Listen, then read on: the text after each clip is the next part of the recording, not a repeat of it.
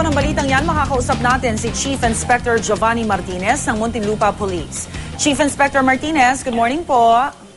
Hello, good morning po, Ma'am Rhea. Ano na po yung development natin sa investigasyon nyo sa natagpuang granada sa labas ng bahay ni Ombudsman Morales? Meron na ho ba tayong lead? As of now, wala pa pong tigil yung follow-up operation po natin magmula pa po kagabi.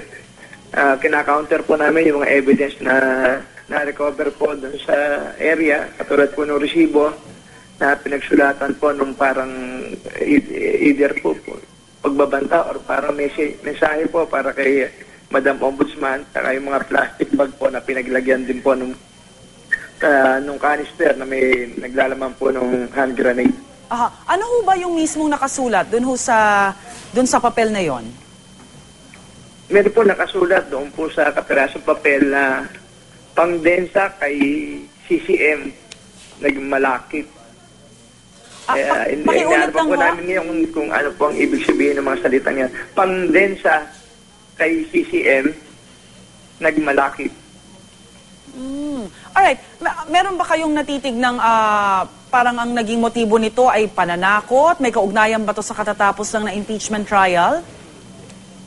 Yung pong sa pananakot, meron po kaming indicator po na wala pong intention po kahapon na makapanakit po yung pong ating mga suspect. Kasi nga po, yung pong double pin, yung pong hand grenade ay nakakabit pa at nasa loob pa rin po nung canister. Talagang siguro pong iniwan lang po muna doon sa harap ng tahanan ng ating Madam Ombudsman.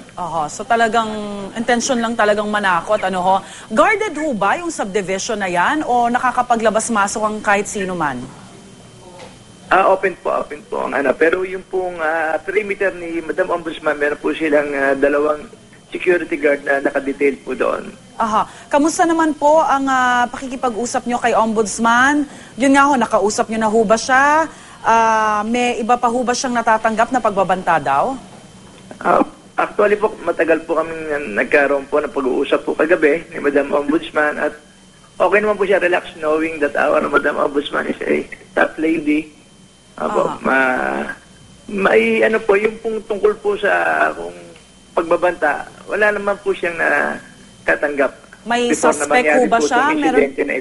May suspect ho ba siya? Meron ho ba siyang mga ibinigay na pangalan na pwede niyo hong i-follow up o parang tingnan pa ng malalimang investigasyon? As of now, titingnan po namin lahat ng anggulo. Hindi lang po kami nakatingin po sa nakaraang impeachment trial. Siyempre po, marami po mga kasong hinahawakan po ang ating Ombudsman. Yes. Kaya lahat po ng anggulo, tinitingnan po namin. Pero base ho sa kanya, nabanggit niya ba na, na posibleng may kinalaman nga ito sa nangyaring pagtestigo niya ng impeachment? Wala naman po. Actually po, wala naman po siyang tinutukoy as of now na ngayon na posibleng yun lang po ang magiging dahilan tungkol sa pagkakalagay po ng granada sa harap po ng tahanan nila. Balita ho namin meron daw hong CCTV, itong kapitbahay nila, na-check na ho ba iyon, Chief Inspector? Okay po, na-review na po namin yon. Hindi lang po namin pwede pong i-reveal kung ano po yung mga pinag-aaralan namin sa recorded na video dahil ayaw po namin pang mga pero nakunan ho ng apekto sa ongoing investigation natin. Pero nakunan ho yung paglalagay ng granada, ganun ho ba?